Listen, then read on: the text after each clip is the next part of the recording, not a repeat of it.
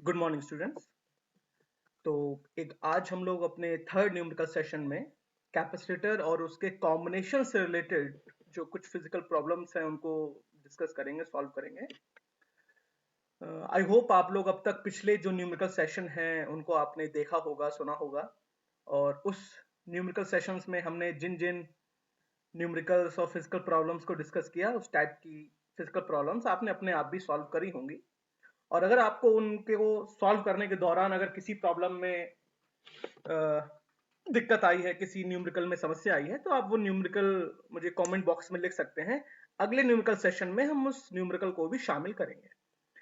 तो आगे बढ़ते हैं। तो ये कुछ फॉर्मूले हैं जो कैपेसिटर और उससे रिलेटेड क्वेश्चंस में हमें यूज होते हैं, काम में आते हैं। तो इनमें सबसे पहले तो कॉम्बिनेशन ऑफ कैपेसिटर्स में जो पैरेलल कॉम्बिनेशन है, अगर दो कैपेसिटर C1 और C2 पैरेलली अटैच्ड हों तो उनका जो इक्विवेलेंट कैपेसिटेंस है वो निकालने के लिए हम फॉर्मूला यूज करते हैं C equivalent equals to C1 plus C2। चलिए, अगर कोई दो सीरीज में लगे हों तो हम ये फॉर्मूला यूज करते हैं C equivalent 1 upon C equivalent equals to 1 upon C1 plus 1 upon C2। इन दोनों फॉर्मूले का जो डेरिवेशन पार्ट है वो हम अपने कैपेसिटर चैप्टर के जो वीडियो लेक्चर्स हैं उसमें कंप्लीट कर चुके थे, और इस वीडियो के डिस्क्रिप्शन में भी आपको वो वीडियो लेक्चर्स मिल जाएंगे। So there is nothing to worry about it. इसके अलावा किन्हीं भी दो पैरेलल प्लेट कैपेसिटर्स के बीच में लगने वाले फोर्स का फॉर्मूला ये है, that is F equals to Q square by 2A epsilon nought. Energy stored in a capacitor, that is half CV square. In terms of charge and voltage, it is half Q times V. And there are some more different formulas related to capacitors. तो I hope ये फॉर्मूले आप go through हो चुके हो, इनको अच्छे से जानते हो। अब हम आगे बढ़ते हैं कॉम्बिनेशंस ऑफ कैपेसिटर्स की तरफ, और हम लोग सरल से कठिन की तरफ बढ़ेंगे। पहले कुछ बेसिक फंडामेंटल क्वेश्चंस करेंगे। और आप अगर ध्यान से देखें तो आप एक्चुअली ये कॉम्बिनेशन वाले क्वेश्चंस अपने 10th में भी कर चुके हो। बस 10th में आपने क्या किया ना, वो रजिस्टर्स के लिए सॉल्व करें। तो प्रोसेस बिल्कुल वही है, बस वहां पर रजिस्टर्स थे, यहाँ पे कैपेसिटर्स हैं, और फॉर्मूले थोड़े अपोजिट हो गए। ये इस नेचर का फॉर्मूला, इस लीनियर टेंडेंसी का फॉर्मूला हम लोग सीरीज रजिस्टर कॉम्बिनेशन में यूज करते थे, पर यहाँ पर पैरेलल कैपेसिटर में यूज होगा। और ये जो फॉर्मूला सीरीज कैपेसिटर का है, इस टाइप की टेंडेंसी का फॉर्मूला हम लोग रजिस्टर में पैरेलल कॉम्बिनेशंस के लिए यूज करते थे। So it is little bit opposite with respect to the resistor part. ठीक है, आप एक बार इन सभी फॉर्मूलेज को एक बार देख लीजिए, और चाहें तो बीच में वीडियो को पॉज करके आप इसका स्क्रीनशॉट ले सकते हैं और इसको सेव कर सकते हैं अपने फोन में, अपने लैपटॉप में। चलिए आगे बढ़ते हैं। Now so this is our first question. Four capacitors are connected as shown in figure. तो आपको दिख ही रहा होगा हमारे पास चार कैपेसिटर्स C1, C2, C3 और C4, जो कि 2 माइक्रोफैरड, 3 माइक्रोफैरड, 5 एंड 10 माइक्रोफैरड के हैं और सीरीज में लगे हुए हैं। तो हमें x और y टर्मिनल के बीच में जो इक्विवेलेंट कैपेसिटेंस है वो कैलकुलेट करना है। तो अब इस टाइप के जो क्वेश्चंस होते हैं, हमें बेसिकली उसका एक सिंपल स्ट्रक्चर सर्किट बनाना आना चाहिए। आप ध्यान से देखिए, C1, C2, C3 ये कॉन्टिन्यूसली सीरीज में हमें दिख रहे हैं, लेकिन हर एक कैपेसिटर के बाद एक ब्रांच टूटी हुई है, यानी ये तीनों आपस में पैरेलल है। ठीक है, तो अगर हम इस सर्किट का एक सिंप्लीफाई सर्किट बनाएं तो वो कुछ इस तरह बनेगा, इस तरह। तो देखिए, ये हमारा कैपेसिटर C1, ये कैपेसिटर C2 और ये कैपेसिटर C3। अब यहां पर देखिए बड़ा क्लियरली हमें दिख रहा है कि C1, C2, C3 आपस में कैसे हैं, पैरेलल हैं, और वो तीनों C4 के साथ सीरीज में है। यानी C1, C2, C3 सीरीज फॉर्मूले के बजाय पैरेलल फॉर्मूले से ऐड कर दिए जाएंगे। तो पैरेलल फॉर्मूले में पता है कि अगर पैरेलल हो तो डायरेक्ट जोड़ देंगे। तो C1 plus C2 plus C3 यानी 2 plus 3 plus 5 that is 10 microfarad. तो अब ये जो हमारा सर्किट है वो चेंज हो जाएगा इस फॉर्म में।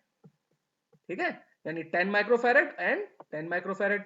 तो यहां पे देखिए ये जो C123 है, ये कैपेसिटर 1, कैपेसिटर 2 और कैपेसिटर 3 का इक्विवेलेंट कैपेसिटर रिप्रेजेंट कर रहा है। तो यहां पर 10 माइक्रोफैरड और 10 माइक्रोफैरड। अब ये सीरीज में है, यानी इनका फॉर्मूला होगा 1 अपॉन C वाला, that is 1 upon C123 plus 1 upon C4, that is 1/10 plus 1/10 means 2/10 that is 5 micro farad. तो आई होप इस क्वेश्चन में आपको कोई प्रॉब्लम नहीं आई होगी। एक बार फिर से आप क्वेश्चन को ध्यान से देख लीजिए, वीडियो को पॉज करके इसका स्क्रीनशॉट ले लीजिए ताकि आसानी से आप इसको अपनी न्यूमेरिकल कॉपी पे नोट कर सकें। आगे बढ़ते हैं। ये हमारा एक अलग क्वेश्चन है नेक्स्ट कैटेगरी का। The net capacitance of a system of capacitors in figure between points A and B. इसमें भी हमें वही करना है, पॉइंट ए और बी के बीच में कैपेसिटेंस निकालना है। तो इस टाइप के क्वेश्चंस को सॉल्व करते समय हमें ध्यान रखना चाहिए कि जहां पर सर्किट क्लोज है हम वहां पर अपना ध्यान सबसे पहले ले जाएं। अब आप देखिए यहां पर इस पॉइंट पर सर्किट क्लोज हो रहा है, यहां पर ओपन है ए और बी है ना, यहां पर ब्रांचेस ओपन हो रही हैं, यहां पर सर्किट क्लोज है। यानी ये जो 2 माइक्रोफैरेड का कैपेसिटर है ये इस 1 माइक्रोफैरेड कैपेसिटर के साथ तो सीरीज में ही है, आपको दिख ही रहा होगा बड़ा आसानी से। देखिए ये इसके साथ सीरीज में लगा हुआ है ना। अब सीरीज में है यानी इनको जोड़ेंगे कैसे, वही 1 वाले फॉर्मूले से, अपॉन वाले फॉर्मूले से, दैट इज 1/2 प्लस 1/1 है ना।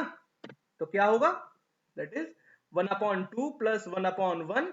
और इस तरह C1 एक हमने अगर इन दोनों के जो कंबाइंड कैपेसिटर है उसको अगर हम C1 कह दें तो C1 की वैल्यू हमें मिल जाएगी 1/2 plus 1/1 that is 1 plus 2/2 that is 3/2। और हम फिर से रेसिप्रोकल करेंगे इसका तो हमें मिल जाएगा C1 की वैल्यू 2/3 माइक्रो फैरेड। यानी कि इसका मतलब ये है कि इस 2 माइक्रोफैरेड और 1 माइक्रोफैरेड की जगह हम अकेला 2/3 माइक्रोफैरेड कैपेसिटर रख सकते हैं। और हमने यहां भी वही किया। तो हमने एक और सिंप्लीफाइड सर्किट बना लिया और इन दोनों को हटाकर उसकी जगह डायरेक्ट 2/3 माइक्रोफैरेड ऐड कर दिया। अब ये 2/3 माइक्रोफैरेड इस 1 माइक्रोफैरेड के साथ पैरेलल में है।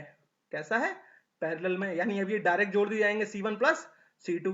तो C2 की जो वैल्यू आएगी, मतलब हमने इन दोनों के कंबाइंड कॉम्बिनेशन को अगर हम C2 कह दें तो इस तरह यहां से C2 की वैल्यू हो जाएगी 2/3 plus 1 that is 5/3 micro farad.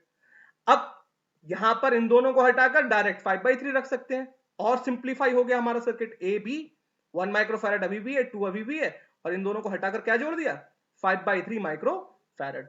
अब ये 5/3 माइक्रोफैरेड इस 2 माइक्रोफैरेड के साथ कैसा है, सीरीज में है ना। यानी अपॉन वाले फॉर्मूले से जोड़ा जाएगा, that is 1/2 plus 1/3 that is LCM 10, 5 plus 6/10 11/10 reciprocal कर दिया। So, okay.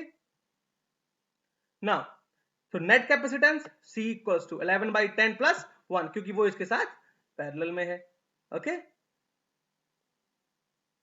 Plus 1 21/10 almost 2 microfarad, okay? So this is your answer. आप इसको नोट कर लीजिए।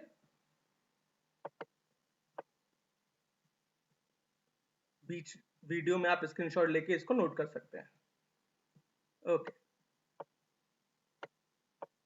Now,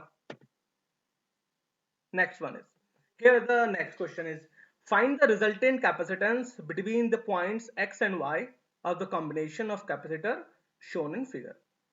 तो यहां भी हम क्या करेंगे, सिंप्लीफाइड सर्किट बनाएंगे। आप देखिए यहां पर 5 10 5 फिर से उसी पैरेलल कॉम्बिनेशन में है, लेकिन 5 और 5 माइक्रोफैरेड के 2 कैपेसिटर और जुड़े हुए हैं, ठीक है। तो ऐसी सिचुएशन में हम इसका जब सर्किट बनाएंगे तो कुछ इस फॉर्म में बन के आएगा। अब आप यहां से देखिए कि जो capacitor C1, capacitor C2, capacitor C4 और कैपेसिटर C5, इनका जो रेशियो है वो बराबर है क्योंकि सबकी वैल्यू सेम है 5 माइक्रोफैरेड। तो जब किसी भी पैरेललोग्राम की एडजेसेंट साइड्स पर लगे हुए इलेक्ट्रिकल कंपोनेंट्स के रेशियो अगर सेम होते हैं तो जो डायगोनल पे लगा हुआ इलेक्ट्रिकल कंपोनेंट होता है वो इनइफेक्टिव हो जाता है। इस प्रिंसिपल को एक्चुअली व्हीटस्टोन प्रिंसिपल कहते हैं और इस प्रिंसिपल को आप नेक्स्ट चैप्टर में पढ़ोगे, करंट इलेक्ट्रिसिटी के चैप्टर में। आप लोग उसकी जो नोट्स बना रहे हो उसमें कहीं ये पॉइंट भी आएगा। आप जो वीडियो लेक्चर्स देखेंगे करंट इलेक्ट्रिसिटी के उसमें भी आपको ये प्रिंसिपल मिलेगा और उसका लिंक भी इस वीडियो के डिस्क्रिप्शन में आपको मिल जाएगा। तो अब ये चीज तो इनइफेक्टिव हो गई, इसका मतलब ये जो C1 है वो C2 के साथ सीरीज में है, C4 C5 के साथ सीरीज में है ना। C1 C2 are in series and C4 C5 are in series, और ये दोनों कंबाइंडली कैसे हैं? पैरेलल टू ईच अदर, आपस में कैसे हैं? पैरेलल। तो हमने वही किया, 5 को सीरीज की तरह जोड़ दिया, यानी 1/5 प्लस 1/5 दैट इज 5/2, रेसिप्रोकल कर दिया। बाद में यहां से भी 1/5 प्लस 1/5 तो 2/5 आएगा, लेकिन रेसिप्रोकल कर दिया तो 5/2। अब ये दोनों आपस में, ये दोनों कॉम्बिनेशन आपस में कैसे हैं?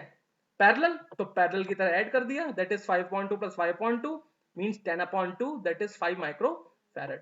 तो इस पूरे पैरेललोग्राम का जो नेट कैपेसिटेंस हो गया वो हो गया हमारा 5 माइक्रो फैरेड, जो कि इस 5 माइक्रो फैरेड के साथ सीरीज में है।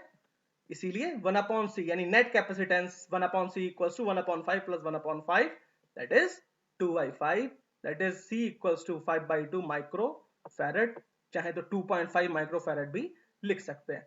तो ये हमारा एक और कैटेगरी का क्वेश्चन है, आप इसको भी बीच में पॉज करके स्क्रीनशॉट ले लें ताकि आसानी से अपनी कॉपी पर नोट कर सकें। ठीक है, आगे बढ़ते हैं, चलिए। Okay, so now this is one more category of question. अब यहां पर अगर हम इस क्वेश्चन को बहुत ध्यान से देखिए तो थोड़ा हमें समझने में प्रॉब्लम आएगी कि भाई ये 2 जो है माइक्रोफैरेड ये कहां से हम लें, ये इसके साथ सीरीज में होगा या नहीं होगा, क्योंकि यहां से तो ब्रांच आ गई है। फिर अगर वो इसके साथ सीरीज में है तो भी कैसे है, क्योंकि यहां पर ब्रांच आ गई है, यहां भी ब्रांच कट रही है। तो ये क्वेश्चन को थोड़ा सा घुमाकर ये फिगर दी गई है आपको, इसीलिए इसमें हम थोड़ी सी एक ट्रिक यूज करते हैं। इस टाइप के क्वेश्चन में ध्यान रखिएगा। देखिए, ये जो 2 माइक्रोफैरेड अटैच है यहां पर इस ब्रांच से, अगर हम इसे यहां ना जोड़कर डायरेक्ट इधर जोड़ दें तो क्या कुछ फर्क पड़ रहा है? कुछ नहीं फर्क पड़ रहा। अभी भी ये पी ब्रांच से जुड़ा हुआ है, तब भी ये पी ब्रांच से जुड़ा रहेगा। बस यही हम ट्रिक इसमें यूज करते हैं। देखिए, हमने क्या किया, पूरा सर्किट वैसे ही रहने दिया, बस 2 माइक्रोफैरेड जो नीचे तक अपनी ब्रांच ला रहा था उसे मैं डायरेक्ट यहीं से जोड़ दिया। हमें यहां तक आने की कोई जरूरत ही नहीं है। अब हमारे पास बड़ा क्लियर है कि ये दोनों कैसे हैं आपस में? पैरेलल, जो कि इसके साथ सीरीज में हो जाएंगे, और फिर ये दोनों आपस में पैरेलल हो जाएंगे। तो वही किया, 2 और 2 पैरेलल है, इसीलिए जोड़ गए, 2 + 2 4। फिर ये 4 इस 12 के साथ सीरीज में है, यानी 1/4 plus 1/12 that is 4/12 that is 1/3 which means 3 microfarad. This 3 microfarad is in series, is in 3 microfarad is in parallel with 2 microfarad. ये 2 microfarad है, सॉरी 4 नहीं, ये 2 microfarad है, इसलिए डायरेक्ट जोड़ दिया जाएगा 3 + 2 5 microfarad. ओके, तो ये ध्यान रखिएगा कि यहां पर ये 4 microfarad नहीं 2 microfarad है, C4 की वैल्यू हमें 2 microfarad दी हुई है। ठीक है, तो आप इसको भी नोट कर लीजिए।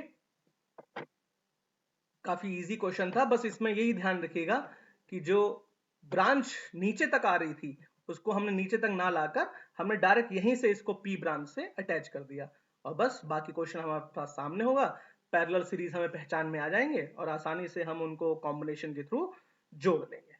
आगे बढ़ते हैं नेक्स्ट क्वेश्चन की तरफ। ये हमारा एक बहुत स्टैंडर्ड क्वेश्चन है, लैडर स्ट्रक्चर है। और लैडर स्ट्रक्चर में ध्यान रखिए, फिर से मैं कहूंगा कि हम वहीं से क्वेश्चंस को सॉल्व करना शुरू करते हैं जहां से हमने ब्रांच को, जहां पर हमारा सर्किट एंड हो रहा है, क्लोज्ड है जहां पर सर्किट।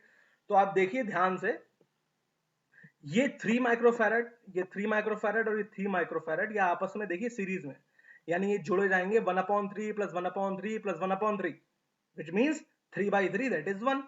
ओके, देखिए, तो हमने यही किया, तो यहां पर आ जाएगा 1। तो इन तीनों को, इन 3 माइक्रोफैरेड, इस 3 माइक्रोफैरेड और इस 3 माइक्रोफैरेड को हटाकर डायरेक्टली हमने यहां क्या लिख दिया, 1 माइक्रोफैरेड, 1 माइक्रोफैरेड। वो 1 माइक्रोफैरेड इस 2 माइक्रोफैरेड के साथ कैसा हो जाएगा, पैरेलल में।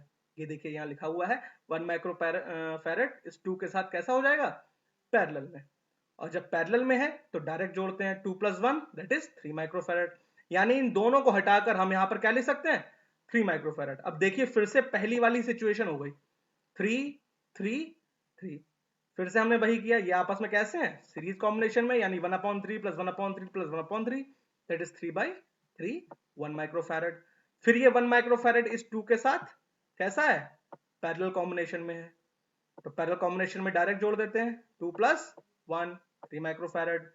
फिर से ये 3 माइक्रोफैरड यहाँ आ गया, फिर से सबसे पहले वाली सिचुएशन बन गई, ये तीनों कैसे हो गए, सीरीज में हो गए, यानी 1/3 + 1/3 + 1/3 दैट इज C = 1 माइक्रोफैरड। तो स्टेप बाय स्टेप हम सर्किट को सॉल्व करते हुए आते हैं पीछे से। तो पीछे से अगर आप सर्किट को सॉल्व करते हुए लाएं तो आपको कैपेसिटर कॉम्बिनेशन सॉल्व करना बड़ा ही आसान पड़ेगा। कोई भी बहुत ज्यादा इसमें कठिन क्वेश्चंस नहीं होते, और जो भी ये क्वेश्चंस आते हैं, चाहे बोर्ड में आए चाहे किसी भी कॉम्पिटिटिव एग्जाम में आए, आपको पूरा मार्क्स देकर जाते हैं। इसलिए इन क्वेश्चंस को कभी भी गलत ना हो आपके, इसीलिए बहुत ही सावधानी से इन क्वेश्चन को करें। मेन चीज इसमें बस कैलकुलेशन ही है जो कभी कभार बच्चों से जल्दबाजी में गलत हो जाती है, आप उसका बस खास ध्यान रखें।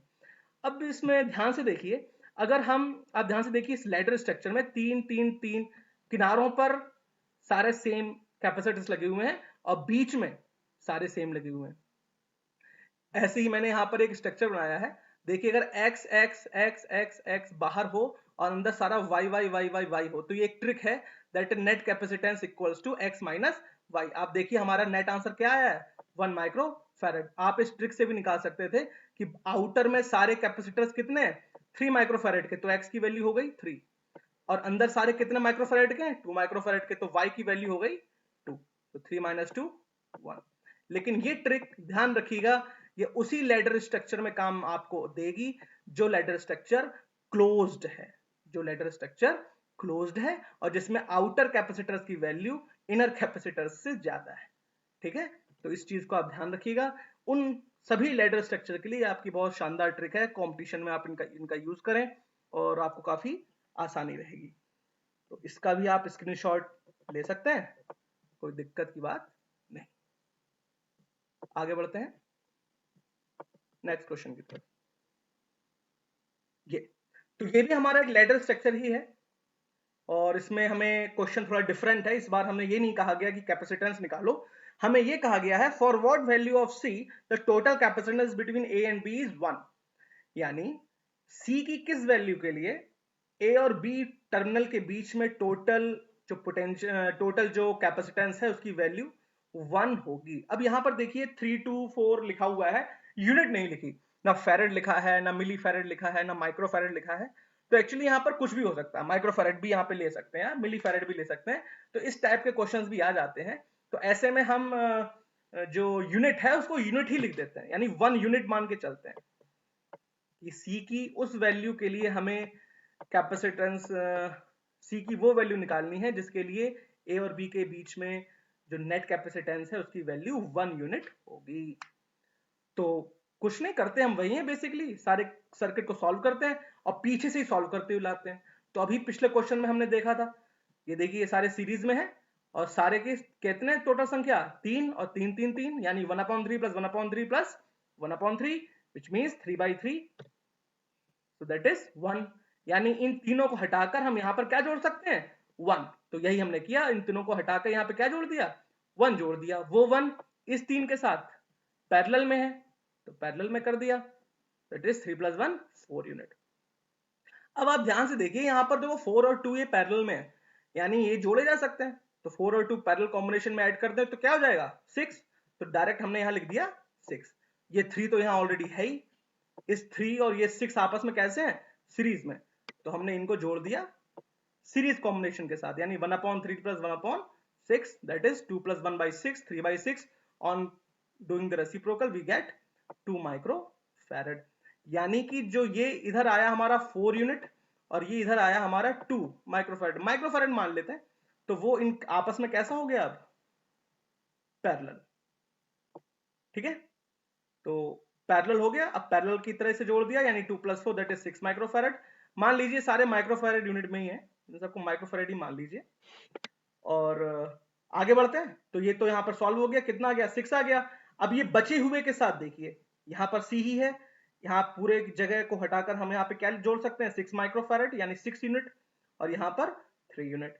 अब इन दोनों के बीच में कैपेसिटेंस कितना दिया हुआ है 1, है ना, यानी 1/CAB = 1/C + 1/6 + 1/3 3।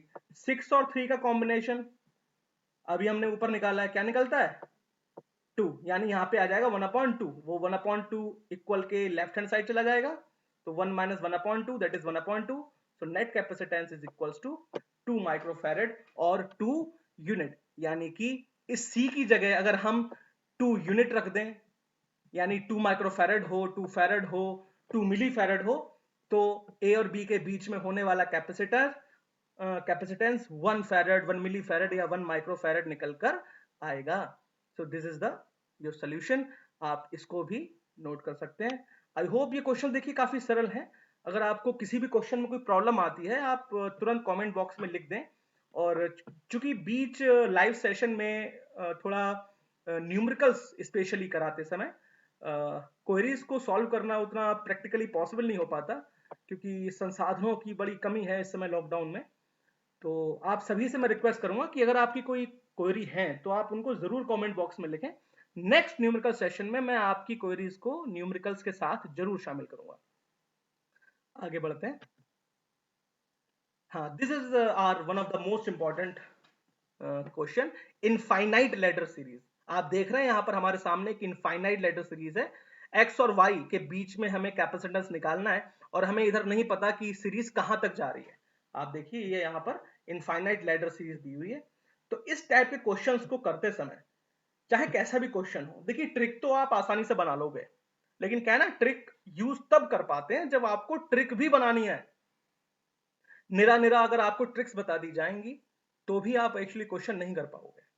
ट्रिक्स का यूज बेटा वही बच्चे कर पाते हैं जो बच्चे उन ट्रिक्स को बनाने की कला भी जानते हैं। इसीलिए आप सबसे पहले तो यही सीखिए कि कैसे क्वेश्चन को करते हैं, बाद में ट्रिक्स भी देखी जाएंगी। तो इस टाइप के क्वेश्चन को करते समय हम सबसे पहले स्मॉलेस्ट रिपीटेड जो सेक्शन है उसको सेलेक्ट करते हैं।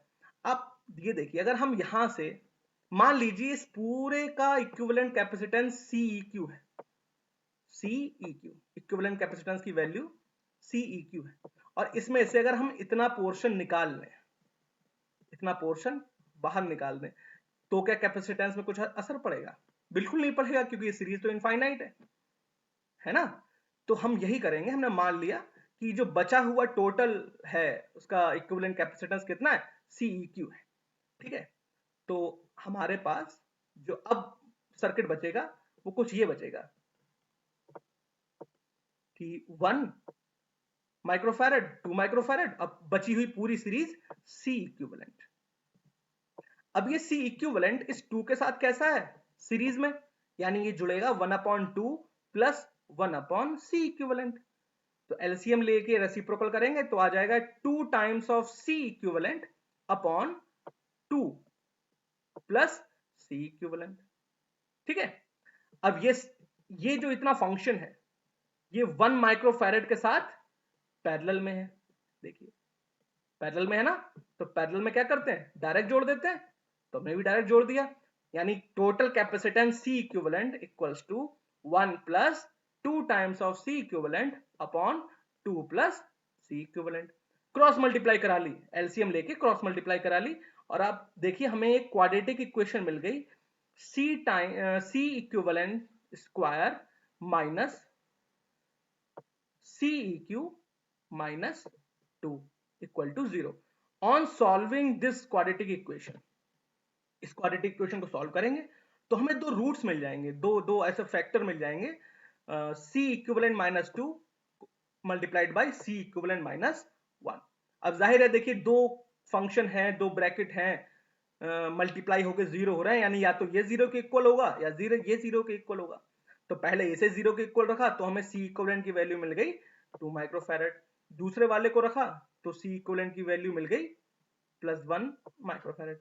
तो ये और ये दोनों ही इसके आंसर्स पॉसिबल हो सकते हैं। हम इसमें वो आंसर लेते हैं जो कि सही होता है। सॉरी यहाँ पे प्लस 1 आएगा बेटा, ध्यान रखिएगा ये प्लस 1 है, ओके। तो यहाँ पे वैल्यू जो होगी वो -1 होगी, ये ध्यान रखिएगा ये -1 है, ठीक है।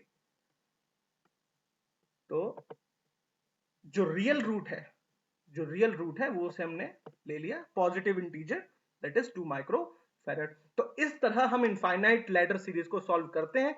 ध्यान रखिएगा, इनफाइनाइट लैडर सीरीज में हम जो स्मॉलेस्ट रिपीटेड सेक्शन है उसे सेलेक्ट करते हैं। इसमें लिखा हुआ है for such infinite ladder structure we must select the smallest repeated section. और उसके बाद एक क्वाड्रेटिक इक्वेशन फॉर्म करते हैं, उस क्वाड्रेटिक इक्वेशन को सॉल्व करते हैं और कैपेसिटर, जो कैपेसिटर आपका नेटवर्क है उसका नेट कैपेसिटेंस निकालते हैं। तो इस टाइप के क्वेश्चंस भी अक्सर कंपटीशन में आते हैं और बोर्ड में भी पूछे जाते हैं। So you have to solve these type of questions also. एक इसी टाइप का इनफाइनाइट लैडर स्ट्रक्चर का एक क्वेश्चन और आज के हम न्यूमेरिकल सेशन में करेंगे, that is also very important and special but very easy. अक्सर बच्चे से देख के डर जाते हैं बट इट्स क्वाइट इजी। ये देखिए, an infinite number of identical capacitors, each of capacitance 1 millifarad, are connected as shown in figure. Then the equivalent capacitance between A and B is. तो A और B के बीच में हमें capacitance निकालना है। और देखिए जो जो हर एक कैपेसिटर है वो 1 मिली फैरेड का इसमें दिया हुआ है, ठीक है। यानी ये 1 मिली फैरेड है, यहाँ पे भी 1 मिली फैरेड के 2 लगे हैं, फिर 1 मिली फैरेड के 4, फिर 1 मिली फैरेड के 8, 16 और इस तरह 1 2 4 8 16 32 इस तरह लगे हुए रहेंगे। तो देखिए ये तो भाई कैसे है, ये तो सीरीज में है, तो अगर इसकी वैल्यू C है और इसकी वैल्यू भी C होती तो यहां पर ये सीरीज में है, तो सीरीज में हम इन्हें कैसे जोड़ते हैं भाई, 1/C प्लस 1/C,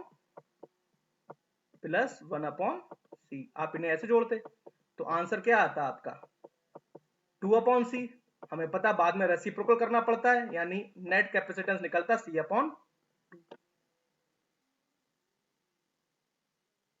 ठीक है, बिल्कुल ऐसे ही यहां पर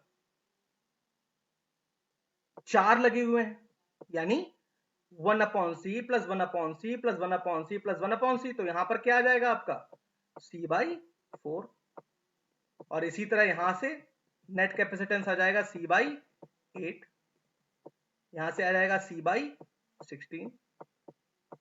लेकिन प्रॉब्लम ये है कि ये C/2, C/4, C/8, C/16 ये आपस में पैरेलली कनेक्टेड हैं, यानी एंड में हमें इन सबको पैरेलली कनेक्ट करके जोड़ना पड़ेगा और हमें एक इनफाइनाइट पैरेलल सीरीज को सॉल्व करना पड़ेगा। तो देखते हैं सॉल्यूशन। तो देखिए रो 1 में कैपेसिटेंस C1, रो 2 में C/2, रो 3 में C/4। तो इसी तरह अगर कोई nth सीरीज हो तो C/n आ जाएगा। तो जो इक्विवेलेंट कैपेसिटर होगा, इक्विवेलेंट कैपेसिटेंस होगा वो पैरेलली कनेक्शन में जोड़ देंगे हमें, यानी C plus C/2 plus C/4 till C/n।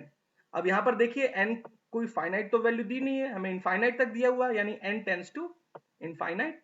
So C common ले लेंगे, that is 1 plus 1/2 plus 1/4 plus 1/8 plus 1/6। अब देखिए ये एक सीक्वेंस हो गया, ये एक जीपी हो गई, ओके, इनफाइनाइट सीरीज की। तो A की वैल्यू 1, R की value 1/2। On solving the sum of the infinite term formula use किया, that is 1 टाइम्स C की वैल्यू हमें पता है 1 मिली फैरेड दी हुई है तो हमने यूज कर ली, C की value 1, A/1 minus R, that is 1/1 minus 1/2। तो यहां पर हाफ आ जाएगा, 2 ऊपर पहुंच जाएगा, so answer is 2 milli farad. तो देखिए कितना सरल है ये क्वेश्चन, देखने में जितना एक हवा सा लगता है कि इतने सारे कैपेसिटर्स हैं इनफाइनाइट लैडर टर्म तक जुड़े हुए हैं, पर एक्चुअली ये क्वेश्चन बड़ा आसान है। तो इसी टाइप के कुछ कैपेसिटर्स कॉम्बिनेशन के क्वेश्चंस आपके सिलेबस में हैं, आप इनको जरूर करिए।